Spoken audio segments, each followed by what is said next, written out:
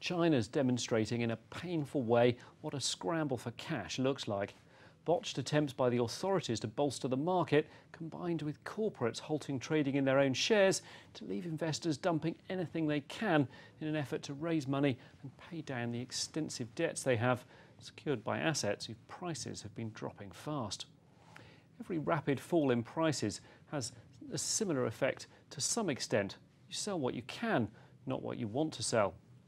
Investors needing cash in a hurry have to sell whatever other people are willing to buy, even though they'd much prefer to dump their worst small-cap stocks and obscure derivatives holdings.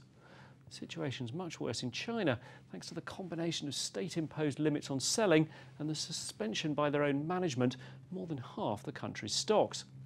By the end of Wednesday, only 85 of the blue-chip CSI 300 shares were available to sell, with 129 down by the daily 10% limit and the rest suspended entirely.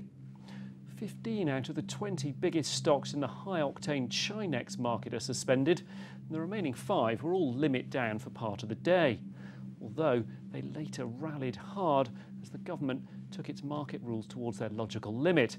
It's banned selling entirely, at least by large shareholders and directors. The government also appears to be printing money to buy shares, perhaps the ultimate in price support. And some of the biggest stocks showed signs of intervention. Bank of China and China CITIC Bank both rising 16% in 45 minutes this morning, having previously been limit down. Technicals offered a bit of support too. Shanghai Composite Index, you can see here in red, bounced off its 200-day moving average. That's the green line there. That's something that's pretty closely watched by chartists, which provided temporary support for the Dow back in 1929 during the crash then, although US stocks, after a fairly chunky rebound, later resumed their plunge. Investors who need cash and can't sell stocks have to turn elsewhere. The obvious places to look for liquidity in China are the commodity futures markets, which saw massive volume as prices fell sharply, although, like shares, they seem to be taking heart from the government's interventions later on.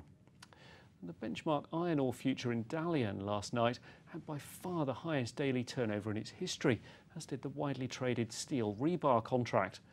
Gold, silver and copper futures all plummeted as investors rushed in to raise cash and to close out bets, all helped by bearish sentiment about the damage that the market crash is likely to do to the Chinese economy. The same pattern was visible in Hong Kong.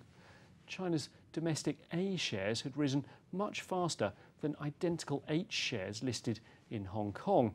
But the listings in the territory plunged today and plunged much faster. You can see here the red line showing the A shares and the blue line showing the same companies listed in Hong Kong, and they're down an awful lot more. In part, this is because the Chinese government's concentrating its support on the banks and state-owned enterprises which dominate the dual listings. But in part, it was because the H shares can be easily sold. When you need cash, you sell what you can. Hong Kong's mainstream stocks were also dumped. The Hang Seng Index had its biggest daily fall since after the Lehman aftermath in 2008. Again, that was affected by the need for liquidity as well as the perceived higher chance of a hard landing in the Chinese economy. Such moves ought to throw up big opportunities for those who can afford to take risks. The good stuff's been falling as much or perhaps even more than the bad stuff. There's also a chance that China's remaining traded stocks will undergo a really big dead cat bounce now, helped by the government, although one should expect the slump eventually to resume as prices still have an awfully long way to go to provide value in a lot of the big tech stocks. Unfortunately, it's always hard to concentrate on price to book value and other measures of that closely watched by bargain hunters when everyone else is running around screaming and tearing their hair.